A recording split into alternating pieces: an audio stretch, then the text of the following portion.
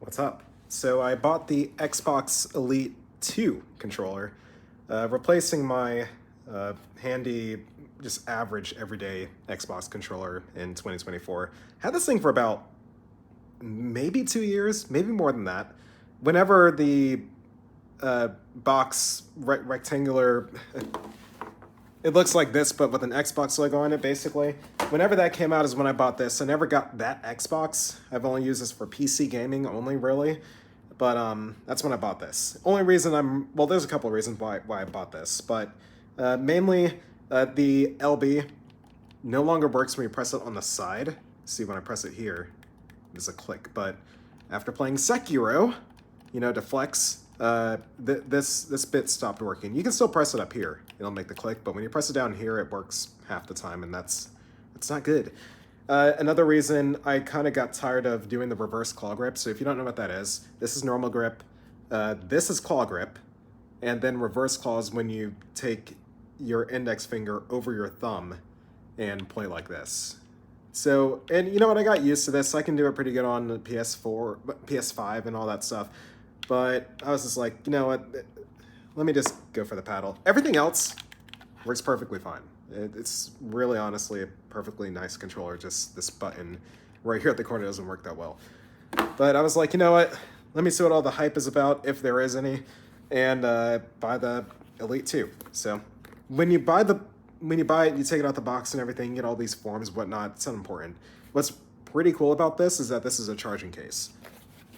There's the port. USB-C. I don't know if it's always been a USB-C, but it's USB-C. I'm also just noticing this bit right here if you want to hang it off of a bag for whatever reason. You unzip it. Boom. You get a little carrying thing. By the way, this is not my first Elite controller from Xbox. I had the Elite 1 back when the Xbox One first came out. So I'm not too all unfamiliar with the Elite controllers and how they kind of do things, but this does have some additions to it, which is pretty cool.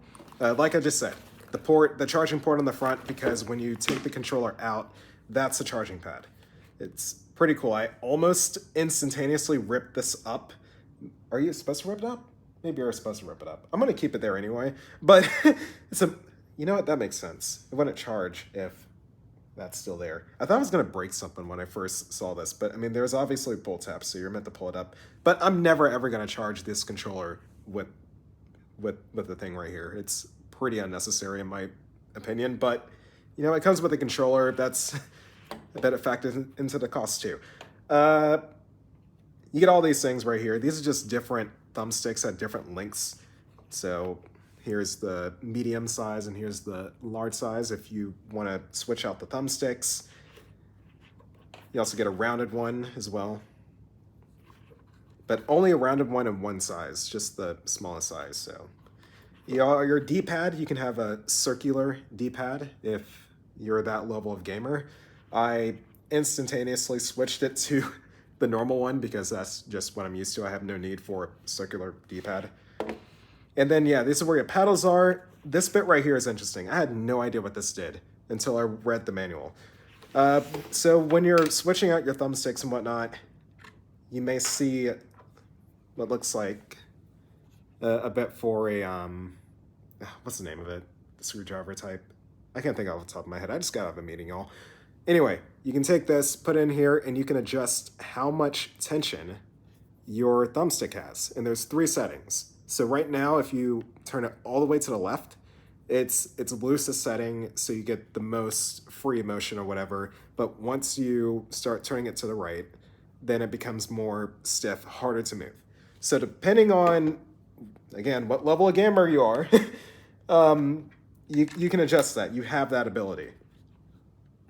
These 3 lights right here are your controller modes. So when you're playing, if you're swapping between games, whether you're on Xbox or whether you're on PC, all you got to do is press this button right here and it'll show different lights. Depending on what light is on, determines what controller scheme you set.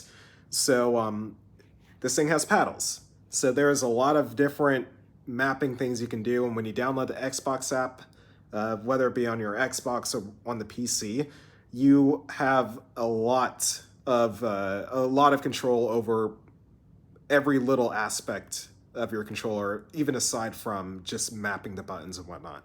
I'm not going to go through through all that. But yeah, you can map whether you want the paddles connected to the triggers, the buttons, whatever you want, really. So here are the paddles. They are magnetic, a little bit funky to take on and off. What's interesting, you can swap them diagonally too. So if I wanted the big paddles on the left and I wanted the little paddles on the right, I could do that if I wanted to. I tried it. It didn't feel too good in my case, but yeah, it depends on what kind of gamer you are.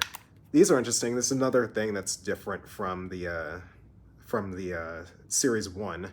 So the Series 1 did have the options where you can adjust how much travel your triggers have, but this one has a third option. So it's not just full travel and medium travel like the first edition, but now you have basically no travel, and this can be its own button. So it has the amount of travel of a button, basically, if you have it at that third setting.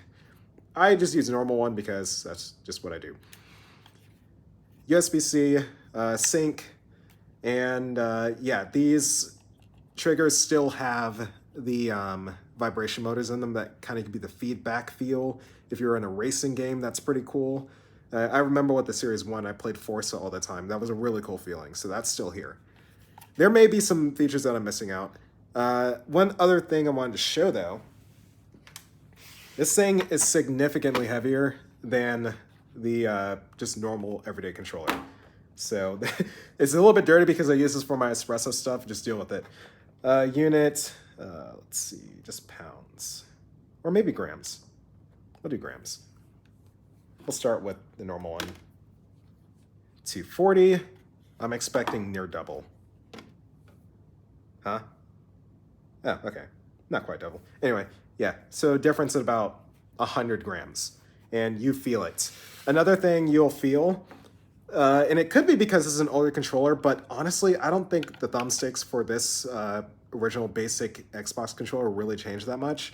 But, I mean, this thing... it's pretty simple, you know, it has a lot of free motion and whatever. This thing feels very, it feels a lot more stiff at its easiest, you know, loosest setting compared to the normal controller. You're just gonna have to take my word for it. I'm not Project Farm. I don't have like tension measurers or anything like that. just believe what I say. Anyway. That's really everything. You can connect your headphone through there. If you have an accessory, you can connect like a keyboard and a headphone or whatever through there. There's a bunch of different accessories you can use with this. Same thing as like the normal one. But yeah, no battery compartments.